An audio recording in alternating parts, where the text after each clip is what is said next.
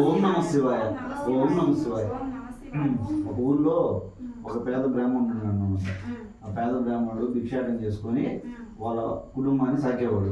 వాళ్ళ మొగుడు పిల్లలు అట్లా భిక్షాటం చేసుకొని దేవుని పూజ చేసి బ్రాహ్మణుడు కదా అట్లా జీవనం సాగిస్తూ ఉండేవాడు అనమాట. కొద్ది రోజులకి వాళ్ళకి ఒక పాప పుట్టింది. ఆ అమ్మాయికి కేదారమ్మ అని పేరు పెట్టుకున్నారు. అట్లాగా ఆ పాప వాళ్ళ ముగ్గురు జీవనం సాగిస్తూ ఉంటే ఇంకొద్ది రోజులకి ఇంకో పాప పుడుతుంది. ఆ అమ్మాయికి ఈశ్వరమ్మ అని పేరు పెట్టుకుంటారు. ఇట్లా నలుగురు బాగుంటారు. కొద్ది రోజులకి ఆమెకి బాగా లేకుండా వచ్చి వాళ్ళ అమ్మ కాలం అయిపోద్ది. కాలం అయిపోయిన తర్వాత వాళ్ళ నాన్నే ఇద్దరు పిల్లకాయలని భిక్షాటం చేసుకొచ్చేది. దైవాలతో అట్లా తప్పు దేవుడు దేవుళ్ళు అట్లా సాగుతా వస్తాడు. తర్వాత పిల్లకాయలు కొంచెం పెద్దోళ్ళు అవుతారు. వాళ్ళకి ఊహ తెలుస్తుంది అనమాట. ఊహ తెలిసిన తర్వాత వెళ్ళి నాన్న పాపం బయట భిక్షాటం చేసుకొని వచ్చి మళ్ళీ దేవుడికి ఎన్ని చూసుకోవాలా, కట్లు గిట్లు మళ్ళీ ఆడపోయి తెస్తాడు, మన నాన్న సాయం చేద్దామని చెప్పి ఇట్లా అడవి బాట పడతారు కట్లు ఎదుర్కోవడానికి. ఇది ఇట్లా ఉంటుంది. తర్వాత మన పార్వతీ పరమేశ్వరుడు భూలోక సంచారం కోసం తిరుగుతూ ఉంటాడు. తిరుగుతూ ఉంటే ఇప్పుడు పార్వతీదేవి స్వామి ఎప్పుడు మీరే వెళ్తారు, నేను కూడా వస్తాను ఈసారి అని చెప్పి వద్దునాడదు. తర్వాత సరే అని చెప్పి ఇద్దరు భూలోక సంచారం బయలుదేరుతారు. బయలుదేరిన తర్వాత ఇట్లా వస్తూ ఉంటే ఒక అడవి వచ్చేసరికి ఆమెకి ఇట్లా సోమవారం నోములు గుర్తొస్తాయి. స్వామి మనకు నోము బాధ ఉంది, ఇట్లా నోసుకోవాలని చెప్పదు.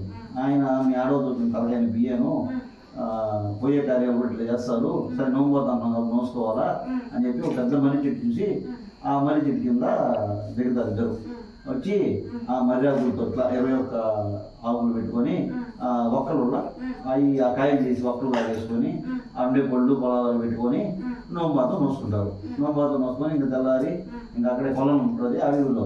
ఆ స్థల స్నానాలు అవి చేసి ఒక్క బుద్ధులు చెల్లించుకొని ఇంకా వాళ్ళు బయలుదేరుతారు. వాళ్ళ ప్రయాణం వాళ్ళు వీళ్ళు ఇట్లా వస్తూ ఉన్నానని చెప్పిన ఆడపిల్లకాయలు అట్లా ఏరుకుంటా పుల్లలు గంపలు వేసుకుంటూ వస్తూ ఉంటారు. వాళ్ళు చిన్న పిల్లకాయలు కదా.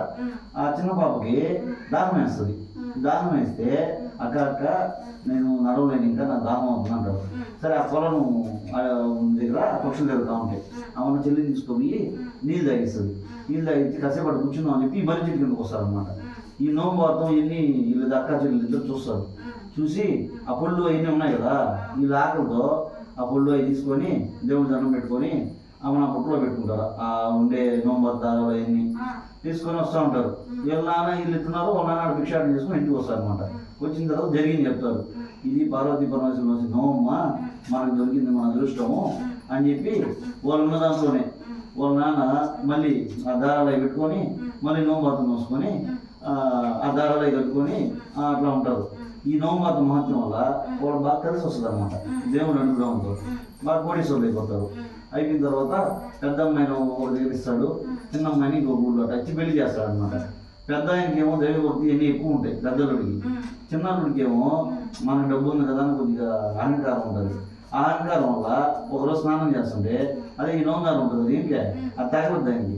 పిచ్చిదానా మన కోట్లు కాస్తుంటే ఈ దారాలు పెట్టుకుని తిరుగుతున్నావు నువ్వు అని చెప్పి మోకంగా ఇప్పించేసి తీయించేస్తాడు. అంచేత దేవుడికి ఇట్లా మోకంగా ఉన్నందువల్ల వీళ్ళకి ఎట్లా అని చెప్పి వాళ్ళకున్న వ్యాపారాలు వాళ్ళకున్న ఆస్తులు అన్ని దివాలా చేస్తారు అనమాట.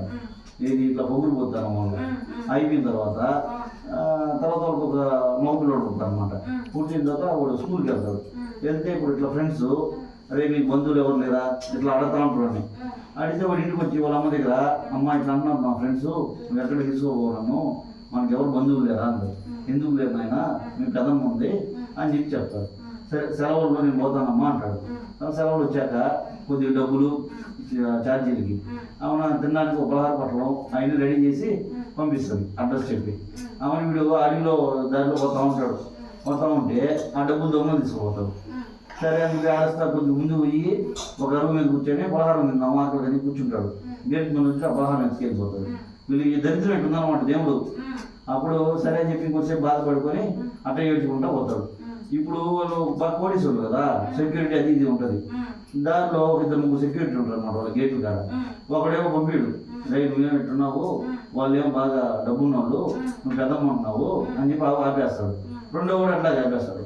వాళ్ళలో ఒకడు మనది ఏమైందిరా అయితే వాళ్ళు పెద్దమ్మ అడిగిపోతాడు, లేదంటే 2 దిక్కులు తిట్టి వెళ్ళిపోతారు అని చెప్పి పంపిస్తారు లోపలికి. తర్వాత ఒక పెద్ద దగ్గరికి తీసుకొని మరి స్నానాలు చేయించి భోజనాలు పెట్టి అట్లాగే ఒక రోజు ఉంచుకొని ఏం జరిగిందో మంచి చెడ్డ కనుక్కుంటుంది. సరే అని చెప్పి కొద్దిగా వాళ్ళకి ఖర్చులు డబ్బులు కొద్దిగా వాళ్ళ అమ్మకి అవి ఇచ్చి పలహారం పంపిస్తుంది. మళ్ళీ ఆ డబ్బులు దారిలో వస్తుంది, దొంగలు ఎత్తిపోతారు. మళ్ళీ ఏడుస్తా డబ్బులు కడిగిపోతాడు.